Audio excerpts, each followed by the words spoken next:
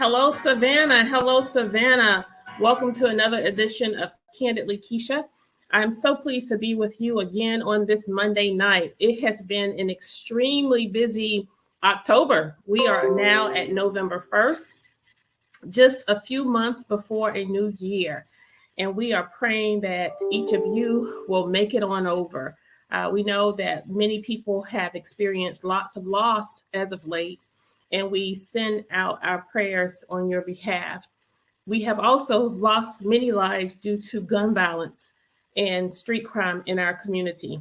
Far too much.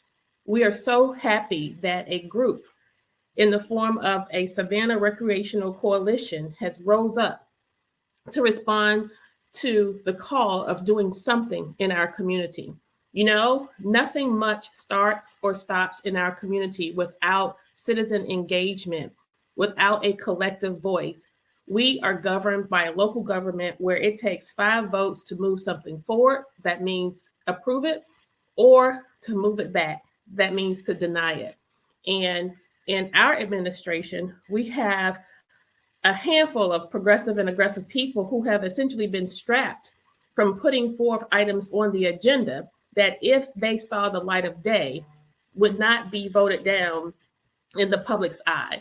And so, with that said, what we have been doing is campaigning to ask groups, organizations, and individuals who care about this community, who care about an issue that will make our community a better place to live, whether it's issues related to our environment, issues related to our drainage and roads, infrastructure, whether it's issues related to crime, poverty, and blight in our community. We want you to mobilize, we want you to engage, and we want you to get involved. Most of all, we want you to use your voice, and we want you to use your power, because that's where your vote is. You voted in November. You voted in December to send a group of individuals into office who are supposed to have your back, who are supposed to carry your message, not the water for the establishment, not carry the special interests and the agendas of those who are takers, but to have the voice in the back of the community. And so the best way to do that is to challenge us publicly.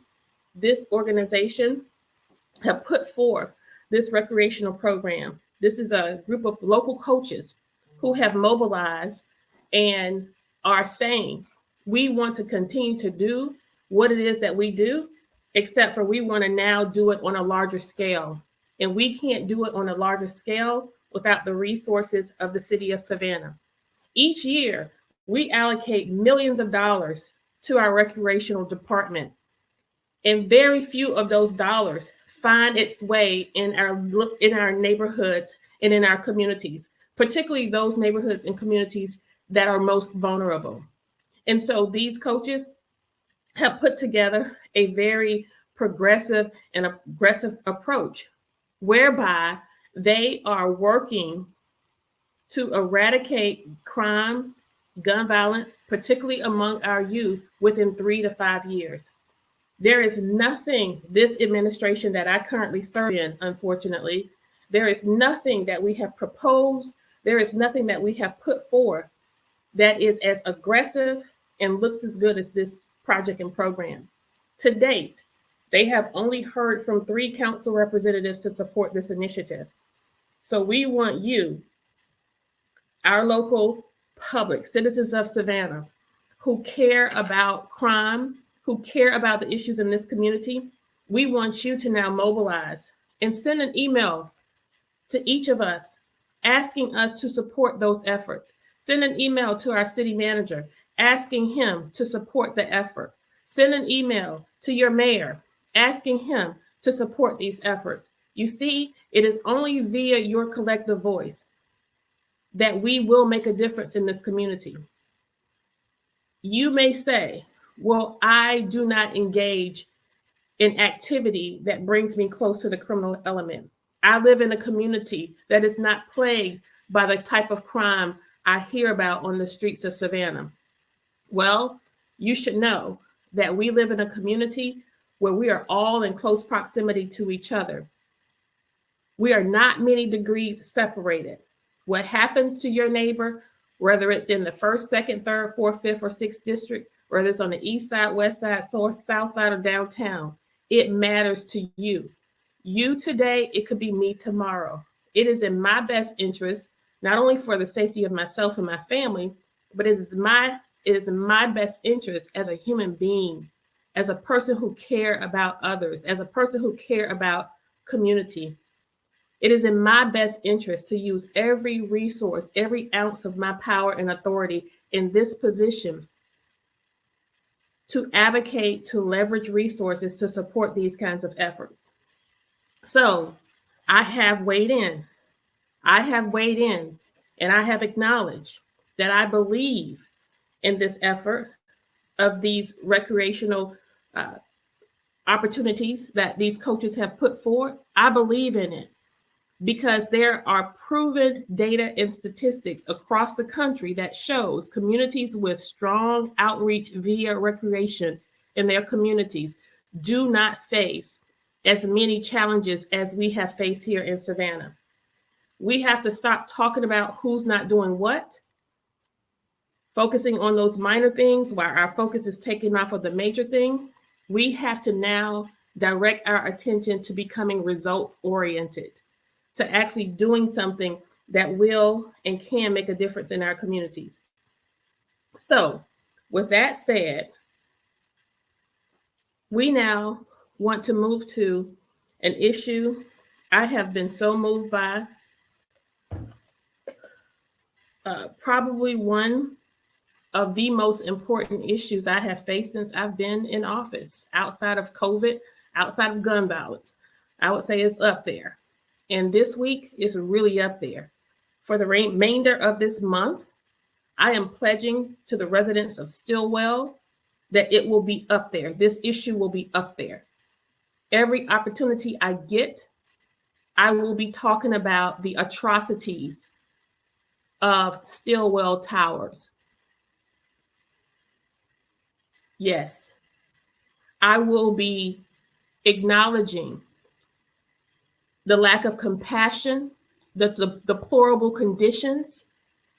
I will be carrying the voice of the people who have been threatened to lose residency because of their outcry. I will be speaking loudly, I will be speaking clearly, and I will be speaking very candidly about the awful leadership of Earlene Davis.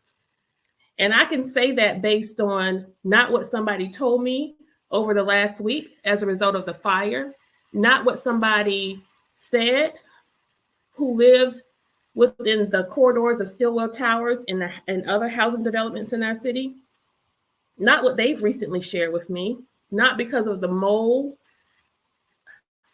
not because of the fact that you have elderly people living in a high-rise building who can't access the stairwell even if there was a fire, or even if the elevator did work, they wouldn't be able to get out because they can't walk.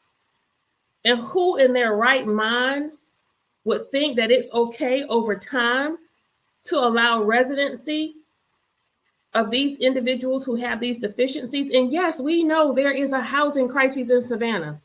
This probably is the most underserved demographic, our elderly, our seniors. But you know what? In StillHell, not only do you have elders, not only do you have seniors, you have individuals who have untreated mental health diagnoses or issues. Then you have people who have mental diagnoses. We also have others in the building. And so it's okay for us to commune and all live in harmony if you have services on site that are going to directly speak to the issues related to your residents, so that you're not experiencing an onset of increased calls to the fire department, increased calls to the police department. Yes, back to Earlene Davis. So what I'm going to do, I'm going to speak candidly about you and the lack of leadership you have shown in this city in excess of 20 years. You know why I can say this? Quite frankly, why I can say it? I can say it because I've experienced you. I've experienced you and your lack of compassion. I never knew the day would come that I would be in this seat and experience you on that side. As the executive director of a local shelter program that I ran very effectively with an enormous amount of compassion for over 20 years, for over 10 years. I did that work relying on the Housing Authority of Savannah, you see, because even 20 years ago, during my stint at Interfaith Hospitality Network, now Family Promise, there were issues with housing and the lack of affordable housing in our community. There were issues moving people from a place of homelessness into self-sufficiency via transitional housing or permanent housing. Very rarely did any of those permanent housing solutions come via Earlene Davis at the Housing Authority. It was only because of one person at the Housing Authority who had compassion, who demonstrated what families and their children should receive when they're in these situations. And that was Dr. Amir Toure. We know him as Jamal. He worked at the Housing Authority, and I often would have to backdoor all of the red tape to get him to support families. How bad was it, you ask? I'll tell you how bad it was. I have 10 fingers, bless God, and 10 toes. And I can count on mine and yours the number of people I had to assist moving out of Housing Authority properties because they were being evicted. She said they've never evicted anybody, but I don't know why somebody would leave if they were not being evicted and didn't have a place to go to and they were coming into a homeless shelter program.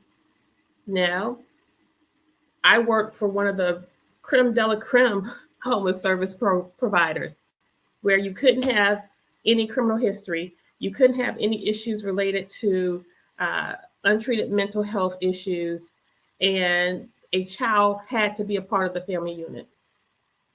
So what problem could this person have possibly had? Maybe not paying their bills? What other kind of violations you get at homeless authority, in the Housing Authority, where you would lose residency? Y'all put some information in the chat for me. Let me know. I know there were dozens of reasons why people were getting put out, but it was not fair that we create these spaces and places where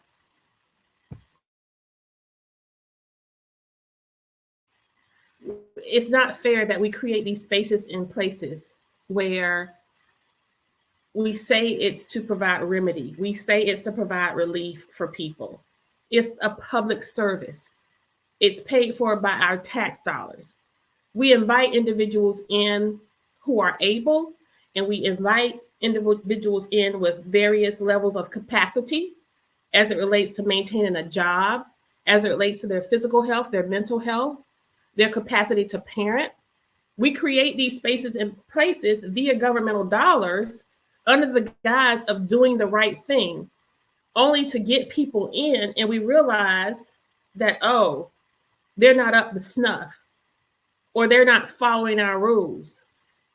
And so we're often throwing the babies out with the bathwater because the parents have an issue, not giving regard to the exceptional opportunities we have in Savannah, Georgia, with our vast resources, our rich opportunities consistent with our faith communities who are always on the front lines of giving and helping. I would be remiss if I did not mention all of the local charities and nonprofit organizations that are out there who are helping and who are providing assistance whenever it's needed. Why, in Miss Earlene Davis's infinite wisdom, can't she somehow come down off of her high horse and recognize that she needs help and that help is available? In the case of the young man, the senior on the 12th floor of StillHell, who was rescued from the floor because he was sleeping on an air mattress, and it's just a blessing he was rescued, because if he had turned the wrong way, he would have drowned in the water that was filling the apartment from the sprinkler system. Yeah, drowned because he can't walk without the walker. He couldn't get to the walker. So his neighbor pulled him out. EMS didn't pull him out. Our fire department didn't pull him out. Another resident pulled him out. I don't know why. I don't know if they couldn't make their way up or whatever.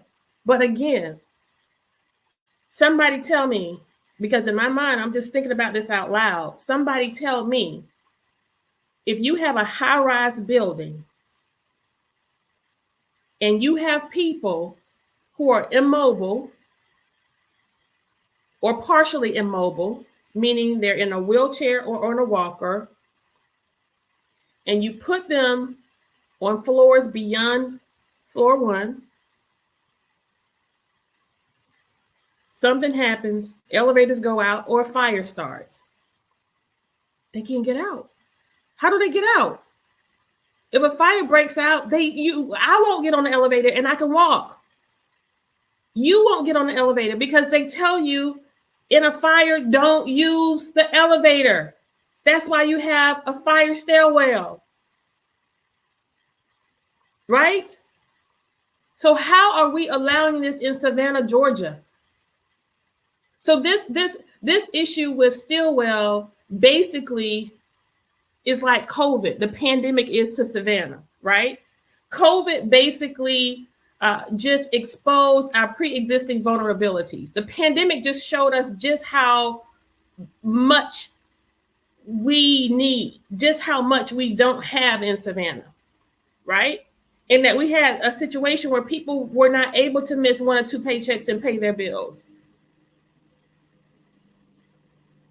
We had a situation where people were having to make decisions on whether to go to work or keep childcare. Food insecurities, right? So with this fire at StillHell, this basically is an expose. It's an expose of sorts, in that we now know basically what a lot of people over the last week, from what I could see, I thought things had got better from over 20 years ago, but I guess not.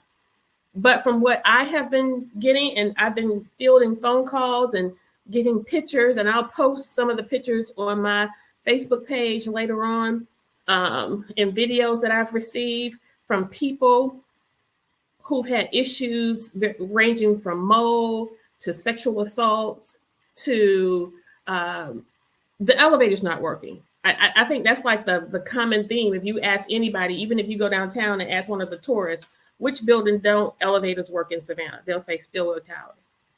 That's just how commonly known it is, right?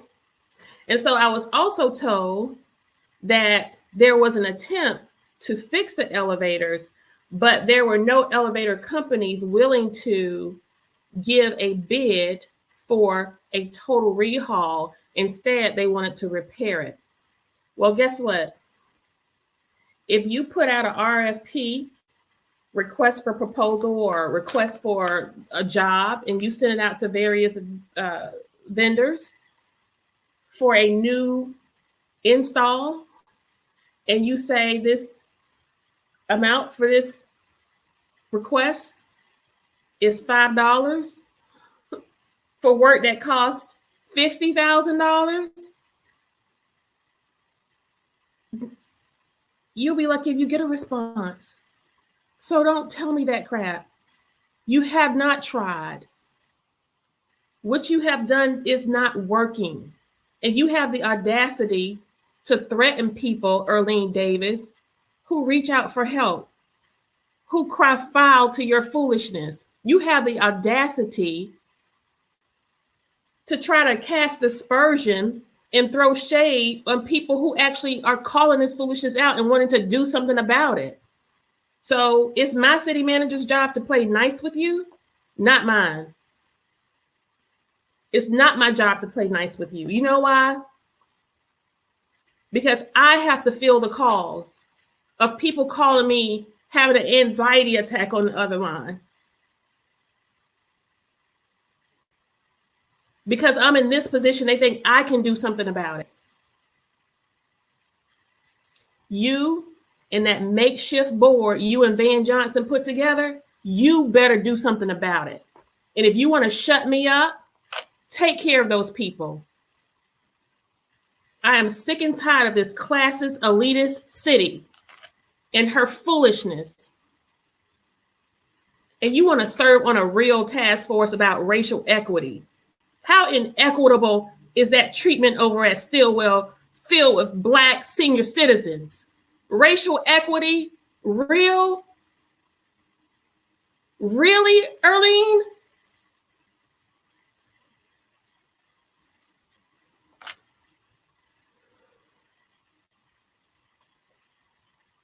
Let me tell you people something. When you sent me to City Hall, you sent me into a cesspool. You sent me to a gunfight with a butter knife. And I'm about tired of it. The madness and the messiness of the media. You want to put my face and my name in your 48, 72-hour news cycles. You want to lead with Keisha Gibson Carter for cursing, which words you never heard, by the way. It was never substantiated. You just went by what somebody said to you, what some liars said to you. I never cursed anyone. But you lead with that. You take this city on a 30-day whim of the foolishness under the gold dome at City Hall because of some curse words. I'm talking to you, WSAV, WTOC, WJCL, WTGS, Savannah Morning Messy News. I'm talking to all of you right now. It's because of you. It's partially because of you that this city is in the condition that she's in. Because as opposed to holding the powerful accountable, you get in bed with them. You sensationalize the most minimal news in this town. And you highlight the most marginalized people and you make them heroes. You want to go to Facebook and post SCAD taking over box lunches and feeding people sandwiches? That's novel. That's novel. But I dare you, SCAD, to provide as many units as you did box lunches, because that's what the people really need. I'm gloves off. I'm not playing with you people anymore. You disgust me. It's nauseating to know how you are taking advantage of Savannahans. And nobody's asking for a handout. Nobody's asking for subsidies. Nobody's asking for welfare. Nobody even knows what welfare is anymore. You know why? Because most people are of the working class. They're of the working class working below wage jobs in this city where they cannot afford rent. And it's not just happening to Black people. White people can't afford to live here either. It's the elite of Savannah, both Black and white, who are causing this plight. And if you don't do anything about it, I promise you, I will continue to take to the airways and call out the foolishness. We will mobilize our community and we will press beyond this administration. We will press beyond this community. We will press beyond this state until somebody listens to these people. And if you staffers who are in cahoots with Earlene Davis, if you threaten these citizens, and if you force them out of their places to stay because they are making outcry, shame on you. And if I find out you are, you're going to get called out too. And I can name some names tonight. You better be sitting on the edge of your seat right now, because by the end of this show, I just might call them out. Now do better. Treat people the way you would want somebody to treat your grandmother. Yes, they get on your nerves. They're sickening. It's the public. It's what you get paid for. Stay, if you don't want to do it, don't collect the paycheck. And for you staffers who have reached out to me, for those of you who are concerned and who attest to the fact that she's an evil leader, and it's no wonder she treats the people the way they do because she doesn't treat you any better. God bless you. And you just hold on because you might outlast her. I'm not surprised at all by your behavior, Earlene Davis, because after all, this type of behavior is consistent with the mentality of a woman, of a Black woman who would desecrate the Weeping Time property. Shame on you. Shame on you. And the next time you come to a city council meeting, we don't have amen corners. There is nothing to worship under that gold dome. So you just sit there and shut your mouth. Julius Hall.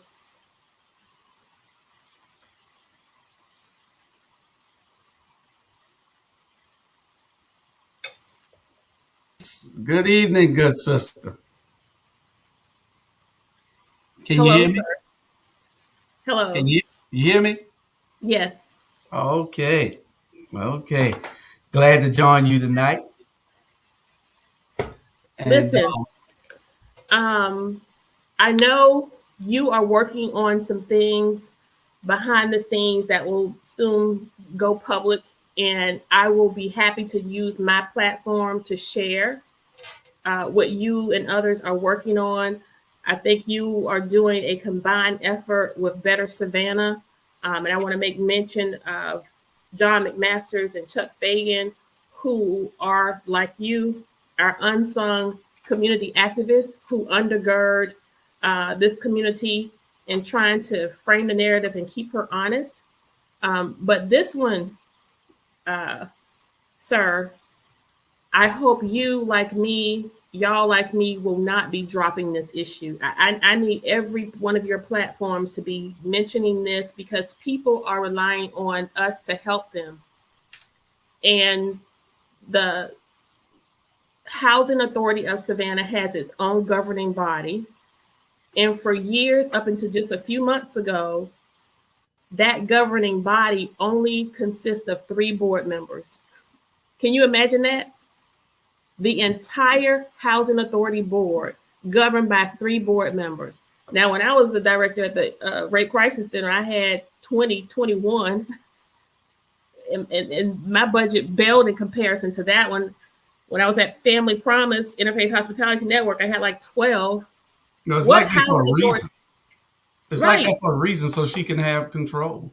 And we've been looking at that for a while, and you're absolutely correct. We are going to be doing some in-depth looks at what's going on with the Housing Authority. It seems like they're trying to gentrify undercover. It's an undercover type gentrification that they're doing. They're part of what's going on in the city to take over. It's not just Stillwater Towers is probably their next project, and we haven't been looking at it. You probably have, but we haven't because it's not been on our radar. And Stillwater Towers, that's prime property for Memorial Hospital. They can tear that building down and do a whole lot with it or redo it. It's a lot that we need to be looking at. There's some backdoor, undercover gentrification that's going on, and we're going to be looking at it and bringing it to the people uncut, raw, and unfiltered. And we're going to tell you what we see and what we find. And, you know, we would not be here tonight having this conversation if the governing authority or if the leadership at the Housing Authority wasn't consistently deficient as of late. We start back from last year with the Weeping Time property. A lot of people do not know that Earlene Davis had her hand in that, and that she was the individual who basically signed off on selling the property to the Salvation Army. Amidst also doing this under the property value dropping so low that you sold a property for almost half of what it was actually worth the year prior, failing to give anyone who actually lived in the community an opportunity at the property. They lied and said that the property was not owned by the city of Savannah, but we did have a say in it. We learned that after everything came out, just like they lied when they said that they were going to send the report off to an entity at the state to decide if the property was in fact the Weeping Time property. The report and everything that came back was nothing remotely close to identifying whether or not it was the property or not. We just hid behind the smoke screens. Then in tandem to that, more nefarious behavior came in that caused the project to be even more questionable was when the mayor unilaterally identified, selected, and appointed 2 more members to the board of the Housing Authority. One, I may add, who worked his campaign, his political campaign. And so now you have a board of friends helping friends do awful things and failing the community. I want to say to those board members of the Housing Authority of Savannah, you too should be ashamed. If you're not holding her to the fire, if none of you have spoken up and spoken out and you're relying on her voice and her face, wrong answer. Nobody wants to hear from Erling Davis. Nobody wants to hear anything she has to say at all. What we want is an opportunity to hear from a governing authority as to what it is you intend to do to rectify the situation with StillHell Towers and to make these people more comfortable. Clearly, they have put themselves in a situation where they now have to crawl backwards and out of it. Well, what we see is that, and I don't know why her fingerprints are all over all of this. We got the Weeping Time, we got Yamacraw, we got the Stillwell Towers. We're gonna have Kate Home and Frazier Home after a while. Just watch. It's in the works. They're letting that place go down just like all the rest of them go down and into unrepairable conditions so that they can close them down, tear them down, then leave them vacant for a little while and leave the lots vacant. Then they'll sell it because they say they don't have the money to rebuild it. It's all a plan. It's a diabolical plan, and a lot of people are in on this. I don't know who, but we're going to see who it is after a while. All you got to do is follow the money. You follow the money, see who's buying these properties, and see what they're building, and it'll all lead back to one person or to a group of people. And we're going to. I get that. I got it. I hear it, but I'm so tired of it. Mm-hmm. I am so tired of just sitting back and watching what they do. And then my thing is, who is they?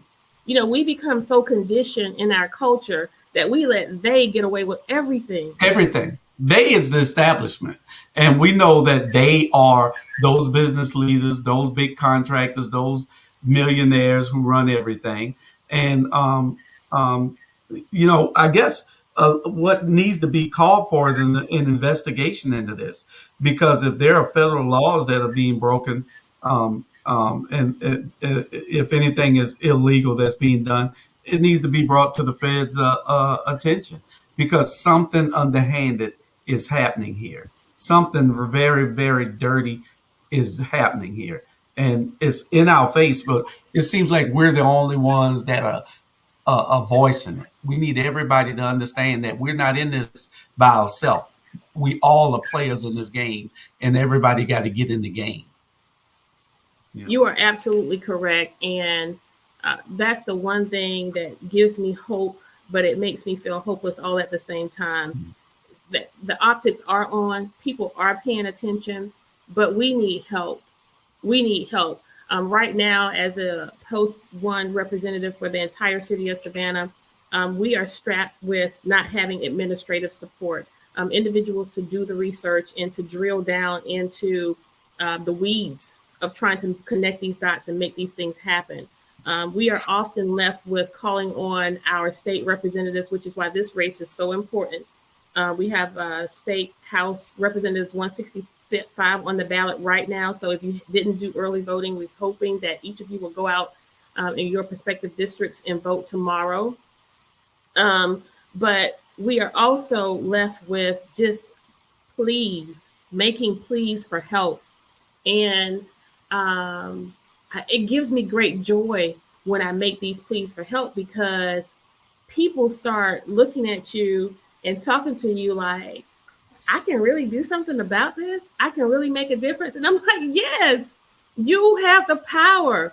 And so that's the one thing that has inspired me so much with this work, is that my arrival now demonstrates that this is not a place that's unreachable. Citizens, you own me. You own every single person in their prospective places. You own the mayor. You own City Hall. That is your house. You can walk into the Gold Dome any day you want. But Alderwoman, what they play on is that the fact that the people don't understand what you just said. What they play on is the fact that they know that our attention span, the people's attention span, is very short. We have to, you're calling everybody to arms. You're asking everybody to join on and let's get this done. The thing is, they're not willing to do it. You can get all this done by having the ministers get their congregation behind them. Yes. All this, you can bypass all the acting and just get the ministers. But the ministers are almost all afraid. They care mostly about the check that they're getting on Sundays, or the monthly check that they're getting. The mayor has created all these ad hoc campaign committees where he's putting his friends on these free task force and these campaign committees. These ad hoc campaign committees that he's making on the side. See, these people will support him later on. They don't have anything coming. They're not making any money. They're just glad that the mayor appointed them to it. That's all it is. And see, so now they're indebted to him. In their mind, they're indebted to him for putting them on a damn worthless committee. We didn't need a study to find out what Otis Johnson them just told us the other day. We already know this. Yeah, you did a study for. You just spent all this money, wasted all this time, and you already knew it. Otis Johnson been knew it 15 years ago. He been knew it. So he could have just put it on paper and gave it to the man, and he brought it to the council, and y'all worked on it, and y'all could have had workshops on it and get it done. But we're wasting all this time so he could say that they did something. Right. Okay, they got the report. Now let's see what happens.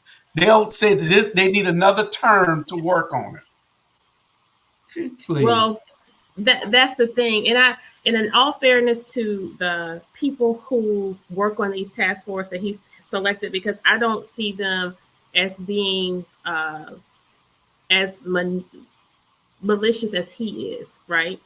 I think people are coming to the table with good intentions. Oh, of course. They are doing what we asked them to do, and that's to engage. But what they haven't yet, some have, I must say some have, but a lot of them have not realized they are being manipulated, right? Correct. And used. And so where the pastors are, in fairness to them, from where I'm sitting and what I see and what I know about the ones that I do have a relationship with, I feel like they are coming from a place or perspective where, how we say, y'all can't ever get along, right? So they don't want to be the bad guy. They don't want to send the bad news. They don't want to be, because at the end of the day, the other thing is everybody wants to be a part of a winning team. Everybody wants to be a part of a winning team at the end of the day. And when there is discovery that your team is no longer winning, that was a hard loss for the Braves last night. Yeah. Right? Yeah, it was. But it's going to be very difficult to keep people from chopping. You see? It'll be very difficult because of loyalty, because of hope, and because of faith. People put their faith in other people because they themselves do not have the ability to do what needs to be done. So they trust this one individual to take care of things. And God forbid, it's just like us with our children, right? We put a lot of hope, a lot of faith, a lot of concern and care in our children. And by God, look, boy, you did what? Girl, you did what? But what do? We still love them through it. And so I think that's what we're going through right now with the leader of our administration. We're going through that. I'm going to love you through this. But I'm telling you, the chickens are going to come home to roost. People are going to get tired of this because the same people who are facing blight, the same people who are burying their children, the same people who cannot pay their bills, the same people who are unemployed and facing all kinds of deficiencies in our community are the same congregants who are in these churches.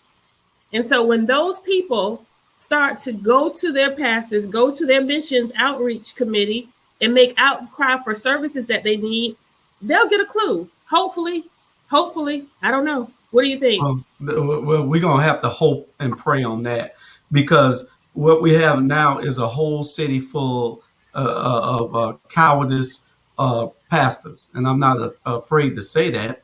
It only applies to those that it applied to. I had a conversation with a pastor today at lunch, and I was telling him, when I'm talking, you do know. He said, "Yeah, I know you're not talking about me." I'm not. It's 20, 30 of them out there that's doing what they're supposed to do. Yes, there are. But it's 700 of them that are not. 700 now. This ain't no exaggeration. 700 of y'all out there are not doing what you're supposed to do. You are called to care for God's people, not care for yourself, not care for one man. You're called. If you are called, you have an obligation and a responsibility to do what is right. And well, let's test it right now. Let's test it right now. I think we have more pastors who are trying than who are not. I think we just have a few of them who have been snowed and who've gone too far down the road with who to where they can't turn back. So here's what we're going to do. I have to disagree. I think there are too many, and I wasn't even listen. I think it's 700 that need to step up to the plate. You are called to do a job. Do it. Stop worrying about what's being took up on Sunday in the offering. You got a job to do. God appointed you to the job. Do the darn job. Right. You got to speak out. You got to step forward. You got to bring the congregation with you. We can't give these people no passes. We give them passes when they are not supposed to get passes. They have more of an obligation than you do. Well, definitely, because they're called by God. That's for sure. Well, so listen, how about this? Let's put a challenge out there so that I'm not proven wrong, because I seem to think that there are more pastors who care and want to get involved and want to help than not. So why don't we make a challenge right now of our local pastors, both black, white, and different. The doors of the church are open. StillHell Towers need you. The Housing Authority of Savannah needs you. We needed you when we were trying to fight to preserve and save the Weeping Time land. We needed you then. And we're so grateful to Pastor Leonard Small, and we're still wishing him Godspeed. He's getting stronger every day, thank God.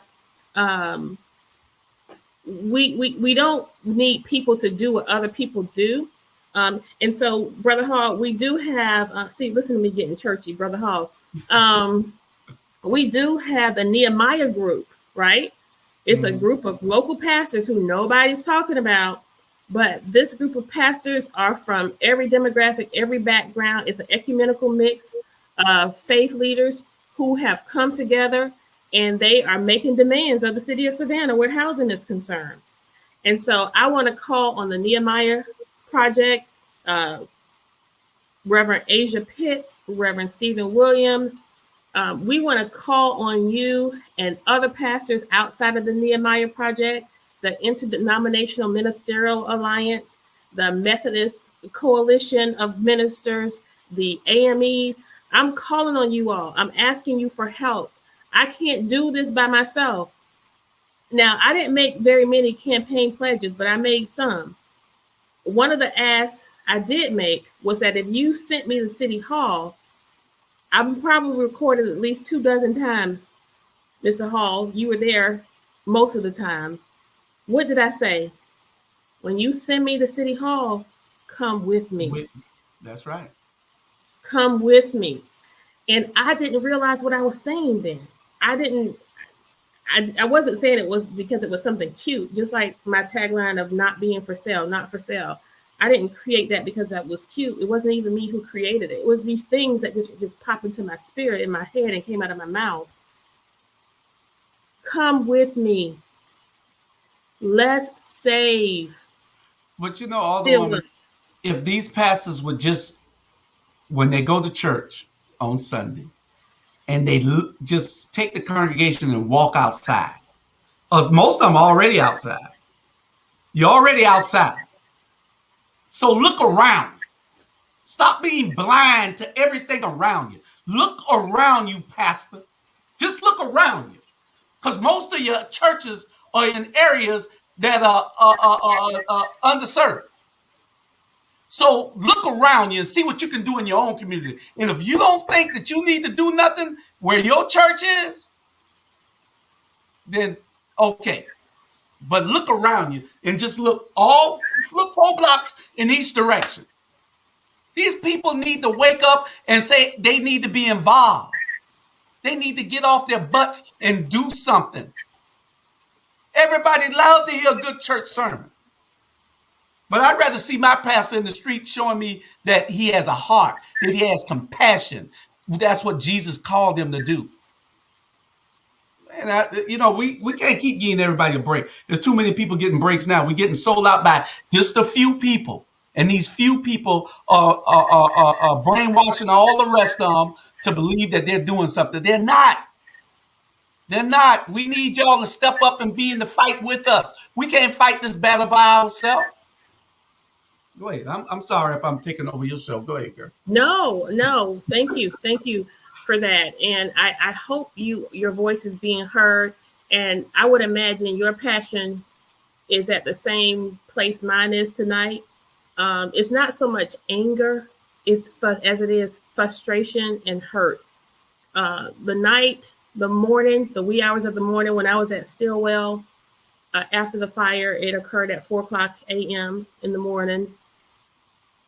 And I think this was a previously reported issue that this man had with this unit that caught fire or exploded.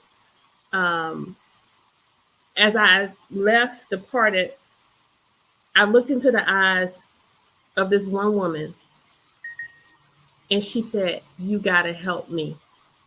I gotta get out of here." And she mouthed it to me because staff was around. So she was whispering. I will never forget the looks in that lady's eyes and the fear that I saw on her face.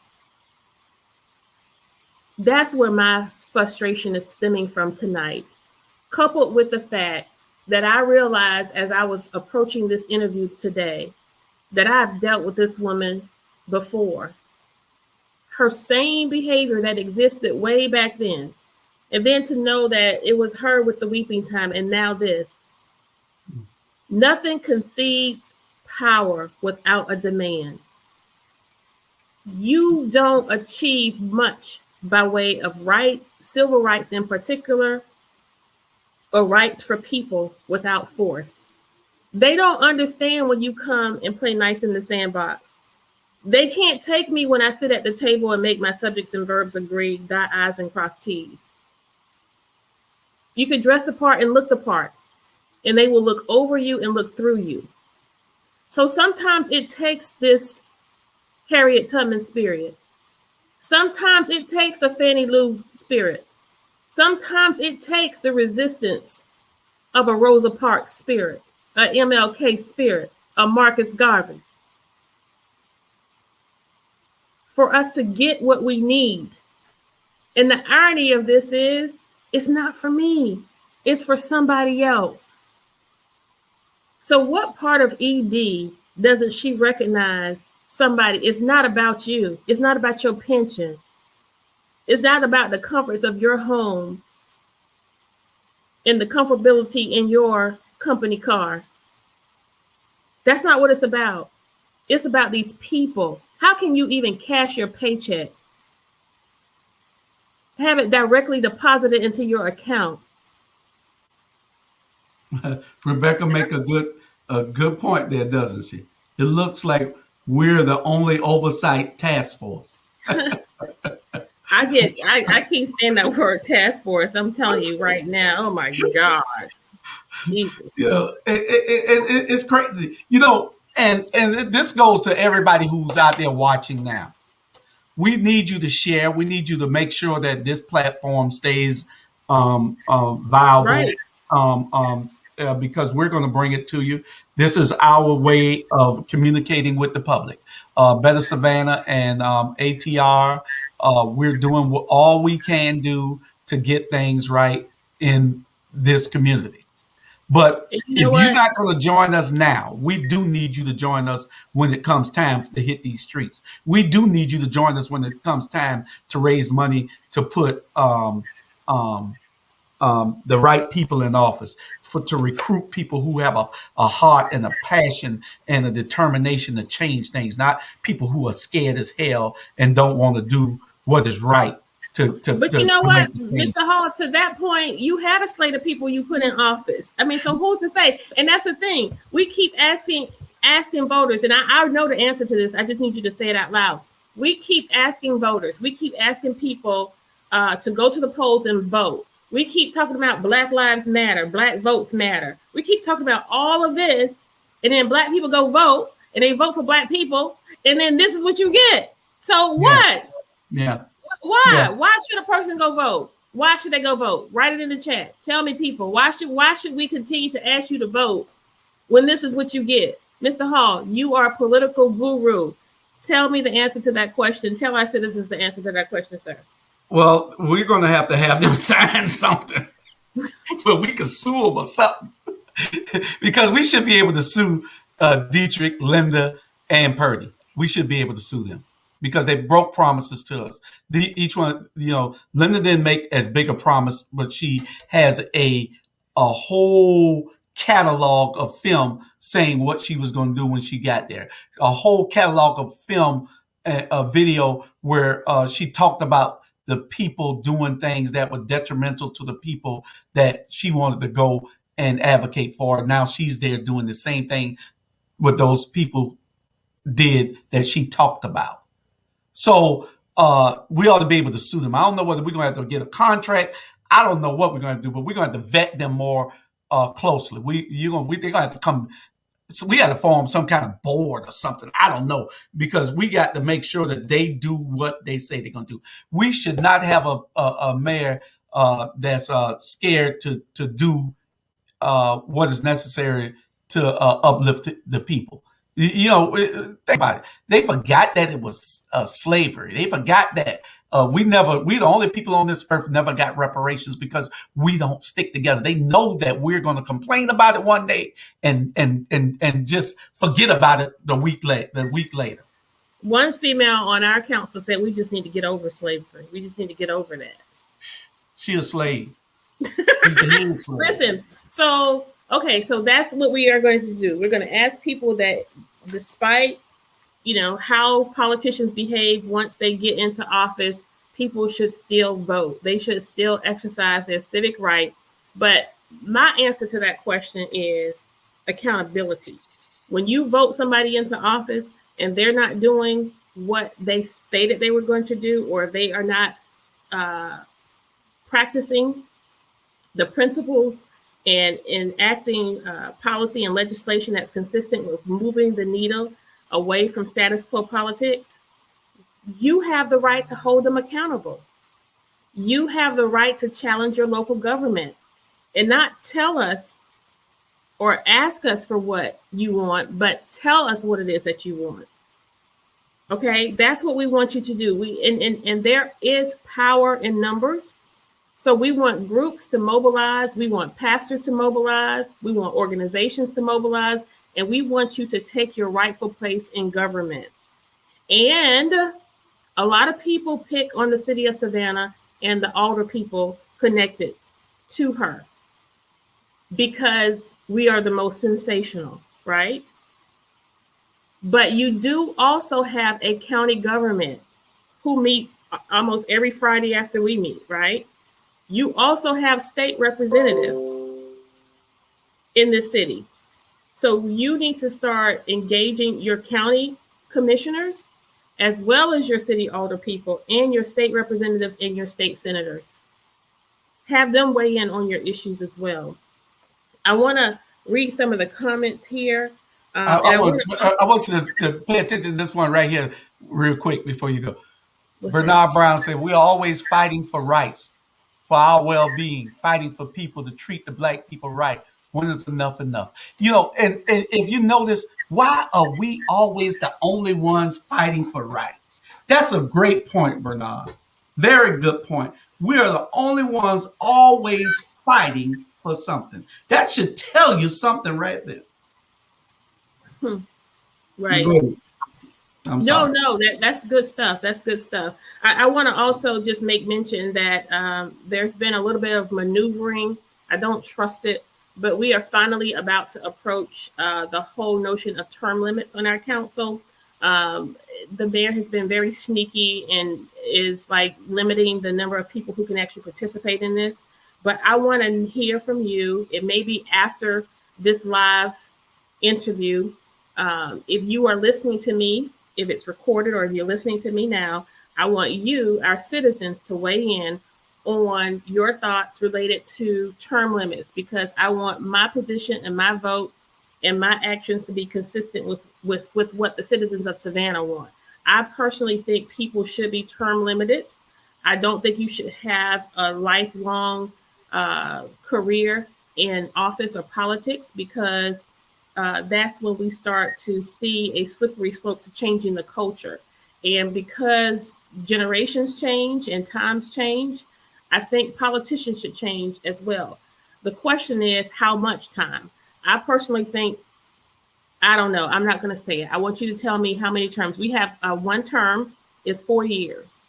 And after 4 years, we run again. As council members, it's endless. We can run for the rest of our lives as long as we keep winning, right? Mayor for the city of Savannah only has 2 terms. The first term, and then that person has to run for re-election. Second term, if that person wins. The last 2 mayors have been one-term mayors, but that's Edna Jackson and Eddie DeLoach were one-term mayors. The second term, a person could run for mayor having served the first term, okay? And that's it. You have to go bye-bye. You can't run anymore. But for the individual alder persons for the districts, District 1, 2, 3, 4, 5, 6, and the at-large Post 1 and Post 2, they are able to run an endless number of terms. So weigh in. Tell us what you think should happen. And we're going to be meeting with this. Guess what he's calling it, Julius? What? A term limit task force. Dude, that's the only word he knows is task force. See, because he's going to claim. That's that, right? That's that. Also, we talked about how people just want to be a part of a winning team. We just want you to hold folks accountable and think of somebody outside of yourself. Think of those family members at StillHell tonight, because I promise you, I will not have another night's sleep without thinking about those families, understanding and knowing what I saw and what goes on there. I mean, you got people who are in wheelchairs above the first floor. Like, really, it's a ticking time bomb. God forbid anything happens. And we know that this is a resource that is needed in our community. Again, this is probably the most underserved population among all demographics in our city: seniors, elderly, special needs, both mental and physical, for housing in our city, because we are in a housing crisis. SCAD just snubbed Chatham Apartments that house many of them. How we let that happen, right? Oh, it's private. We couldn't do anything about it. Yes. Yeah. Yeah. I think that the task force should, I mean, well, y'all task force. I got you on the damn task force. Um, I'm not on the task force. Forget that. I thought you said you on the task force. I'm going to weigh in on the term limits. I ran for public office. I didn't run for a task force. Hey, so I And think if things were governed correctly within our administration, we would be divided into committees like almost every other administration that exists in this whole United States. Yes, local councils, local commissions, they actually have committees who work on things together to get things done. Special projects. I think, yeah. I think that what we that it should be 3 terms. 12 years is the most that you should be on there. Is 12 years. Okay. You shouldn't be on there longer than 12 years. Go do something else or move up. After 12 years, if you didn't make your mark in your 12 years, to go on and do something bigger and better. Some people will tell you that term limits is the ballot box, and that if you want a person out, then just vote them out. But I think that there should be term limits so that people can move on and other people can get a chance to serve. And then when you all do it, I guess you all, like we do it here. We got staggered elections. Yeah, that's another question. In tandem to the term limits, one of the questions are: should we engage in staggered terms? What's your thoughts there? I think so. That'll be great also, so everybody won't have to run at the same time. You got 1, 3, 1, 3, and 5. 1, 3, 5, and all the position post 1. 1, 3, 5, and post 1 at large, and the mayor can run with them, and then 2, 4, and 6 can run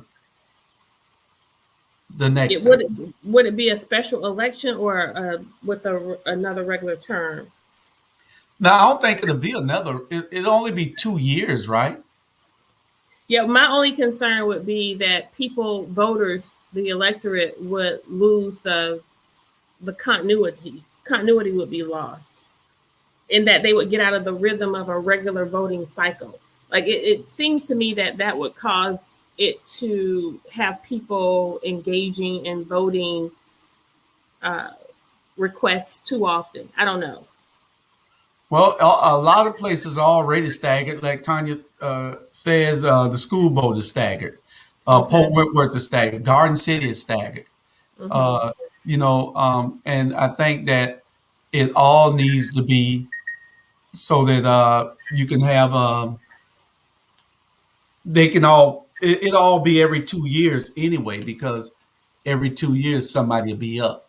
Mm-hmm. Every 2 years somebody will be up, and 3 terms is it.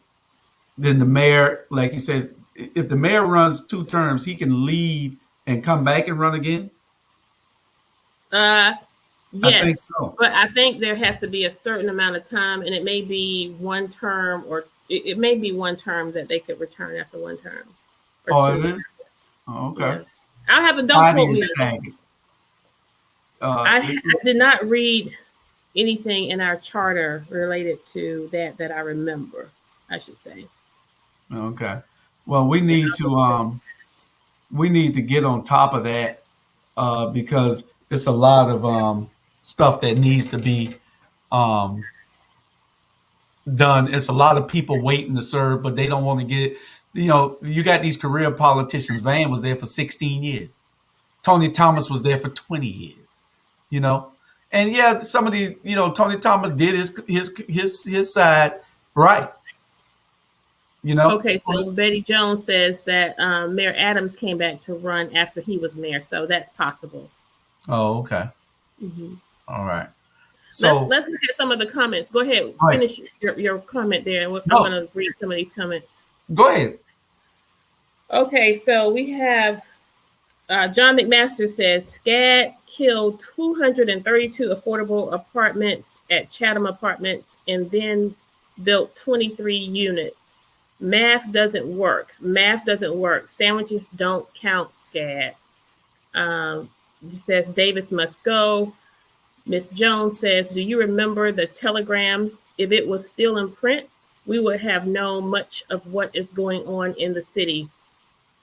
They should be glad we don't have that. So that reminds me, Miss Jones, who is a part of our 5th District Coalition and one of our intrepid leaders in our community. You know, I was saying earlier, I got sidetracked, Julius, somehow, how the media plays a pervasive role in how well we do as a community and how bad we do as a community with their reporting. As a result of their lack of interest in these real life, real time human interest, life and death issues, people don't know. They don't get it. Very few people have heard about what's going on at StillHell because it has not been widely reported. But as I stated, if something was to go down interpersonally at City Hall, they would be all over it.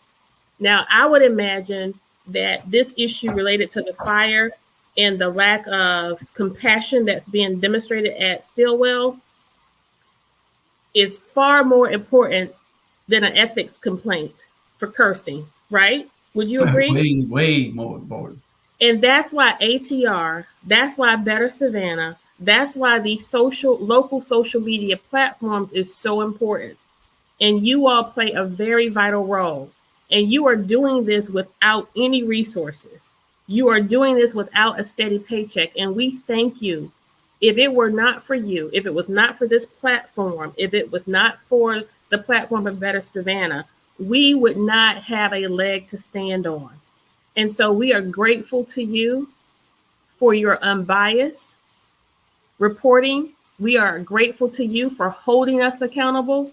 We have not always agreed. There are issues that you and I don't agree on right now today, Mr. Hall, but we treat each other with dignity and respect. We part ways peacefully, and we are still professionals.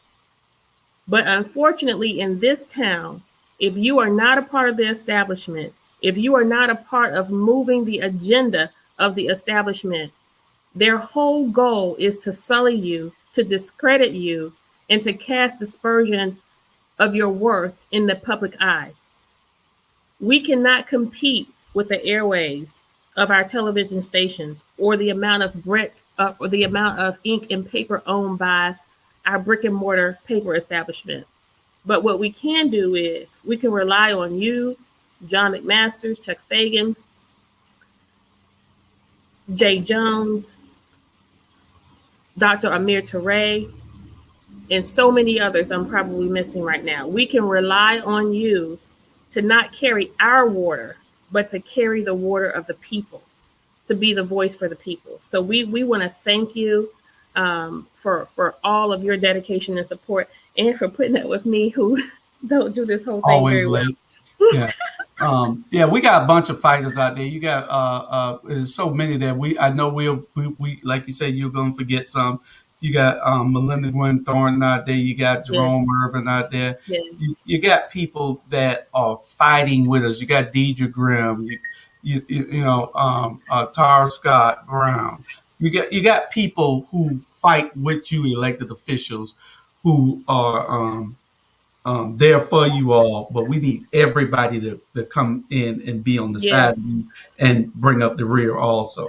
And that's what we're going to be calling for. We have the power, and we're not going to let anybody. We're going to make a statement. You believe that, and it's going to be a bold statement, and it's going to happen real soon in about 24 months.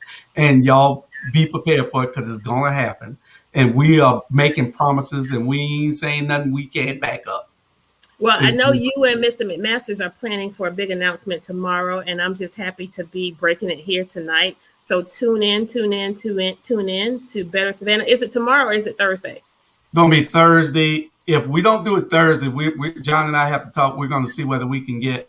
If it's not Thursday, it's going to be next Thursday. We're going to try to make it a joint venture where we can have everybody watching everybody have their input. We're going to invite all of y'all on if y'all want to come on to address these issues. We want you all on to. Well, I want to be. I want to be among the first guests with Alderwoman Blakely and Bernetta Lanier, and we're going to give y'all the scoop on the Fairgrounds project. Okay, that'd be great. I'm going to send an invitation to the mayor and to the rest of them also. I'm going to send it to them. They want to come on here and address the public, then fine. See, they think that we're not heavy enough. They think that, we're irrelevant. But it's ATR. All things are relevant. Right. So we're going to see and show you that we are very much relevant, and because they want to ignore us, but we're going to show you you do wrong by ignoring us. Right. And so we're going to see what all things relevant and better in Savannah looks like. We have another comment here from Jen Lynn. She says she has camera footage, paperwork, and more to prove they don't care and lie about almost everything at the Housing Authority.